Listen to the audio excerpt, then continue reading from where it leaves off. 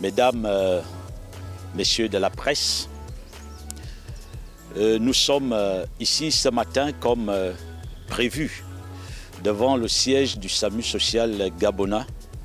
Il s'agit du collectif des ex-employés du SAMU social soutenu par la Confédération syndicale dynamique unitaire dont je suis le président par intérim. Comme vous le savez, nous sommes depuis 6 ans sur ce dossier. Je parle des ex-employés du SAMU social. Nous avons travaillé au SAMU social gabonais et nous avons été abusivement licenciés.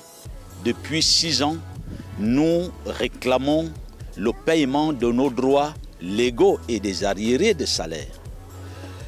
Malheureusement, ce dossier n'a toujours pas abouti, malgré la décision de justice qui est suffisamment claire, qui impose, ordonne au SAMU social gabonais de payer nos droits qui s'élèvent à 586 millions de francs.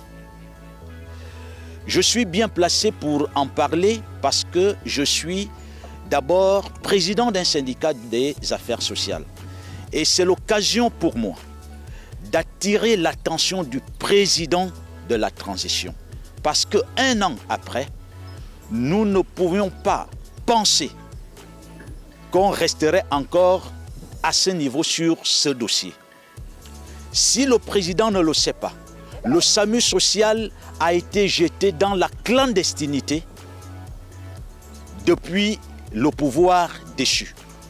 Et il continue de fonctionner dans cette même clandestinité alors que nous sommes dans un contexte de restauration des institutions.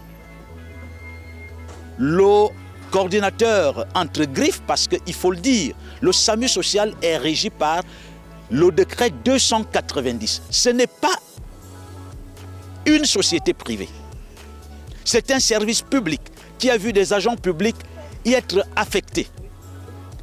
Mais le champion, le super-homme du SAMU social a décidé purement et simplement de renvoyer ces agents de l'État. Aujourd'hui, nous n'en serions pas là. Mais nous croyons que ces pratiques avaient pris fin. Mais ça continue.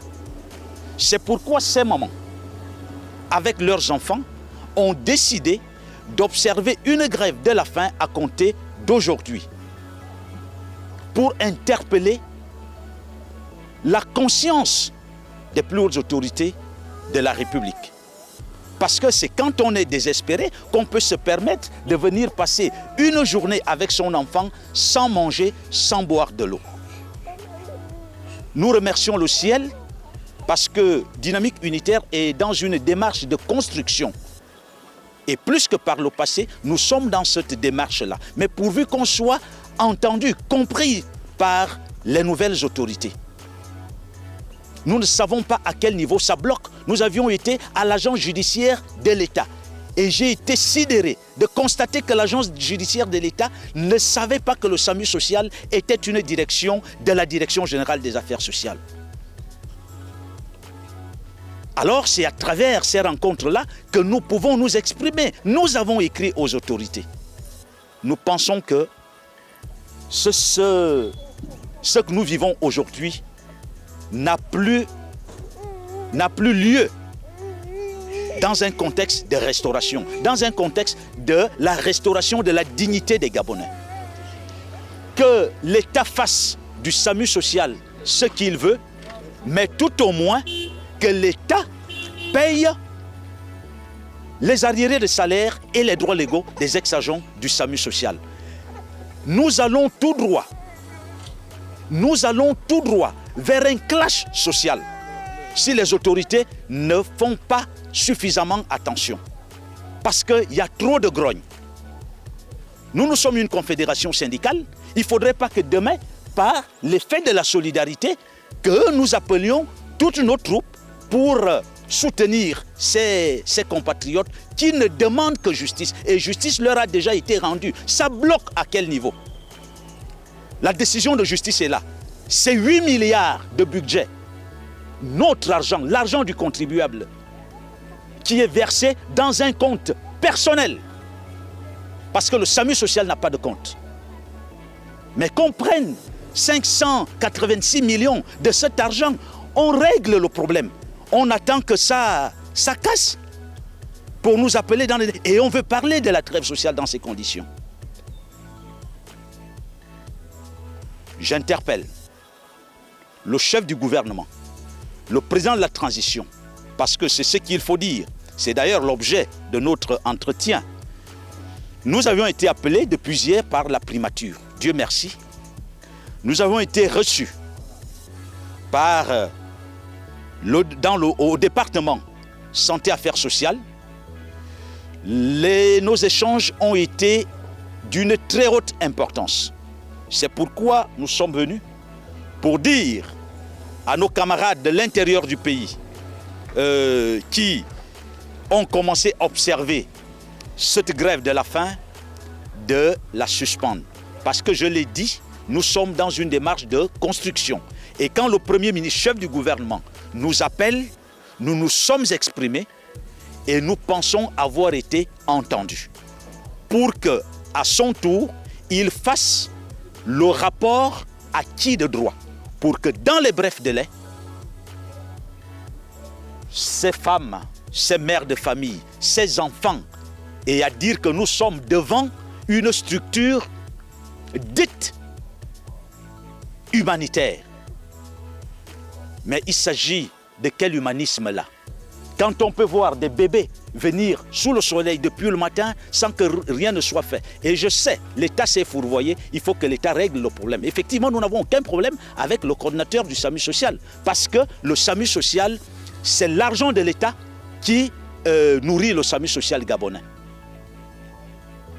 Donc, à partir de cet instant, c'est 8 milliards de budget. À partir de cet instant, il faut que l'État règle la dette due aux anciens employés du SAMU social. Nous allons mettre notre grève de la faim aux frais.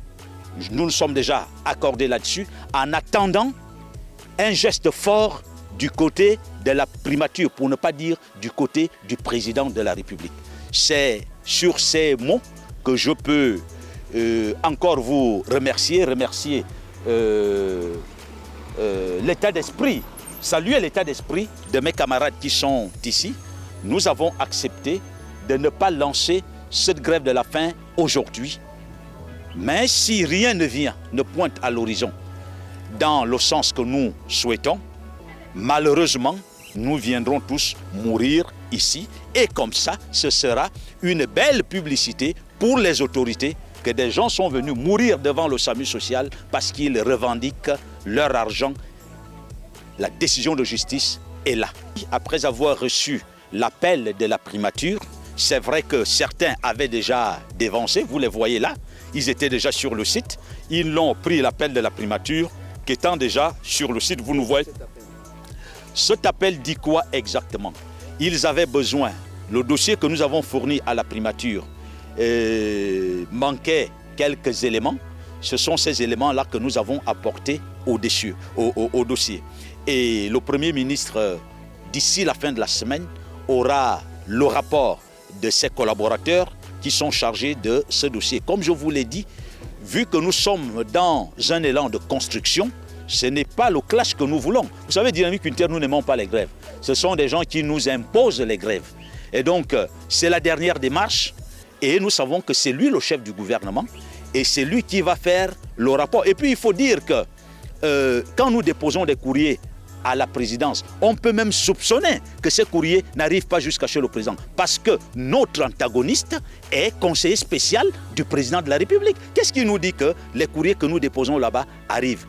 Et donc, nous avons été, cette fois-ci, nous avons répondu à l'appel de la primature et nous espérons que d'ici très peu, cette histoire, cette affaire va désormais relever de l'histoire de la mauvaise histoire du SAMU social. Je tiens à rappeler aux autorités que ce qui se passe avec ces 159 Gabonais va se faire avec ceux qui y exercent en ce moment.